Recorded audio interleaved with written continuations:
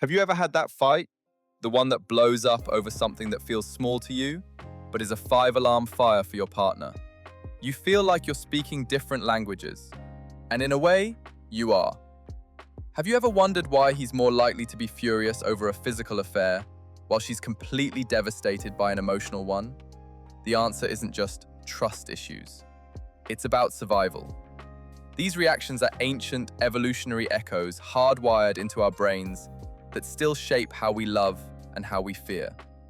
They're not a sign your relationship is doomed, they're a key to understanding each other.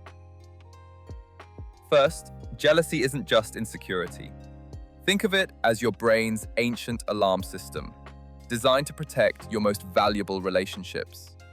For our ancestors, a partnership wasn't just romance, it was survival. Losing a mate meant losing protection, food, and your future. So this feeling we often call toxic is actually a survival instinct. But here's the twist. The threats that set off this alarm are surprisingly different for men and women, all thanks to the unique challenges each faced for millennia. To understand male jealousy, you have to understand one core problem: paternity uncertainty. It boils down to the phrase, mama's baby, papa's maybe. An ancestral woman always knew her child was hers. A man never had that 100% certainty. Investing years of protection and resources into a child that wasn't his was an evolutionary dead end. His rival's genes would get passed on at his expense. This is why male jealousy evolved to be hypersensitive to one thing: sexual infidelity. A physical affair was the ultimate threat to his paternal certainty. This deep-seated fear is why, even today, men consistently report being more distressed by sexual cheating. One recent analysis even found that 73% of men would be most upset by sexual infidelity. It's not a conscious choice. It's a gut-level reaction to a make-or-break issue for his bloodline. For an ancestral woman, the challenge was different.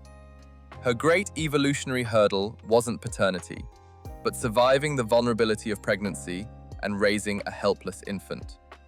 She was profoundly dependent on her partner for protection and resources. His steady commitment was her lifeline. This is why female jealousy evolved to be a radar for emotional infidelity. A man falling in love with another woman was the ultimate red flag that he was about to divert his time, energy, and food.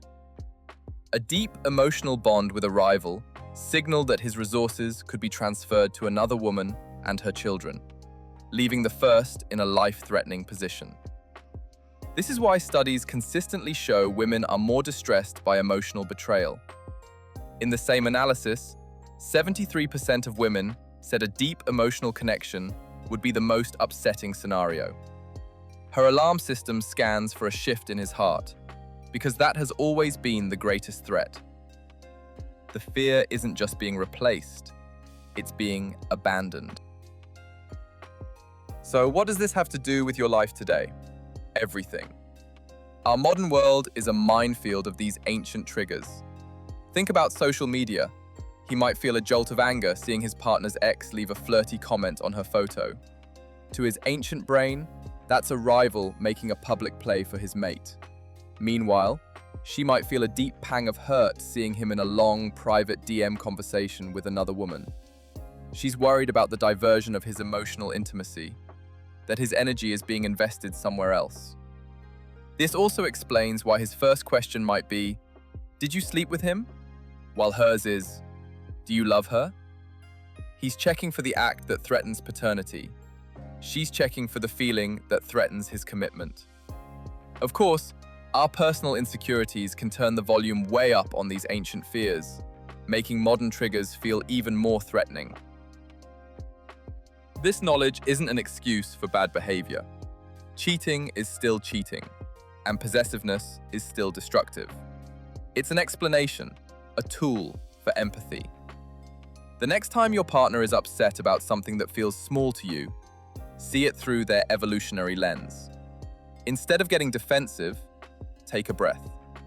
If you're a man, understand that her anxiety over your close female friend isn't just her being crazy.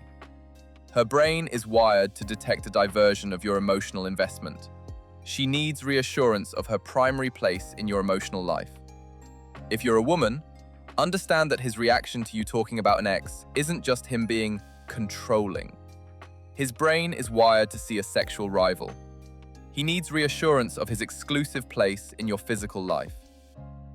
When we see these reactions as ancient echoes, not personal attacks, the conversation changes.